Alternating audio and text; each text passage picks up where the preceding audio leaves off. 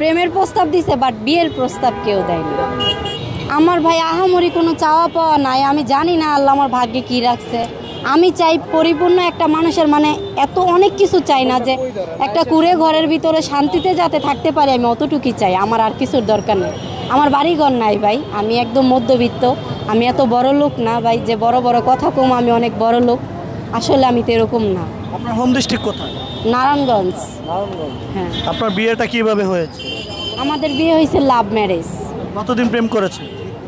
প্রেমের কোনো আসলে হিসাব নাই, ছোটকাল থেকে একসাথে ছিলাম, তো ওই ক্ষেত্রে দেখা যায় ওইখান থেকেই পরিচয়, অনেক দিন পিছে ঘুরছে, তারপরে আমি পাত্তা দেই নাই, তার অন্য ছেলেদের সাথে কথা বলছি, তারপরে আবার দেখা যায় দুইজনের একসাথে আবার পরিচয় হয়েছে, আবার কথা বললাম, তারপরে বিয়ে।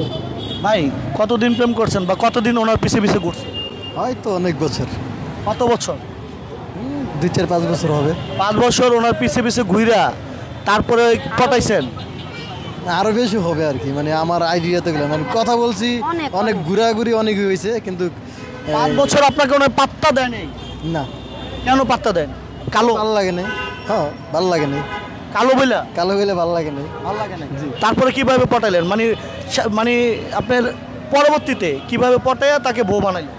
পরবর্তীতে হয় কথা বলতেছি, মানে কথার ভিতরে অনেক কথাই হয়, পরে বললাম যে আর বাপ মা নাই, আমারও বাপ মা নেই, আমার মা আছে, আমার মা তো না। বললাম যে তুমি এতিন, আমি এতিন, তো দুইজনে আমরা এতিন যদি এক হয়ে যায় তাহলে তো কোনো সমস্যা নেই। পরে এই কথার ভিতরে মানে একটু আসছে আর কি। আচ্ছা, ভাইয়ার আগে আপনাকে কেউ প্রেমের প্রস্তাব দিয়েছে? যেহেতু এখনকার যুগটাই এরকম, প্রেম ভালোবাসাটাই বেশি হয়, প্রেমের প্রস্তাব তো অনেকজন দেয়, কিন্তু আসলে দিন শেষে কিন্তু সবাই পাশে থাকে না, মিথ্যা আশ্বাস দিয়ে অনেকজনই আসে কিন্তু বাট চলে যায়, কেউ থাকে না। আমার কথাটা আপনি বুঝতে পারেননি। উনি আপনাকে 5-6 বছর আপনার পিছে ঘুরে আপনাকে উনি রাজি করিয়েছে, তারপরে বিয়ে হয়েছে।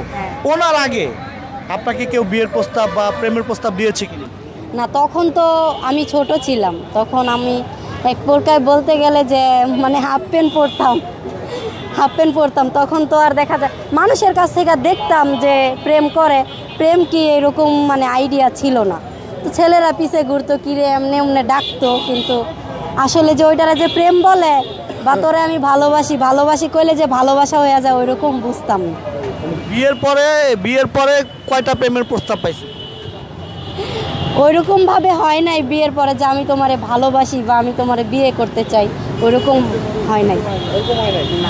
আপনাকে বিয়ের পরে ভাইয়া প্রেমের প্রস্তাব দেয় নাই? আপনারা দুজন প্রেম করেন না?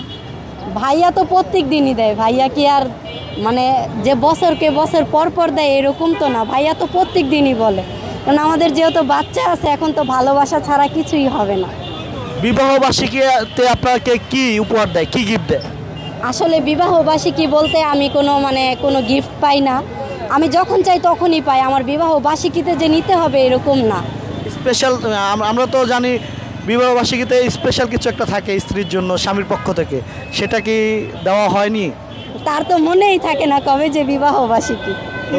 সত্যি সত্যি আমি মনে করায় দেই, তার মনে থাকে না। আপনি মনে করে দেন, তারপরে তার মনে থাকে না? না, থাকে না। ভাই এটা কেমন, মানে সত্যি আমার মনে থাকে না, ওই মনে করা দেওয়ার পর আমার মানে ওইরকম ভাবে কিছু দিই না।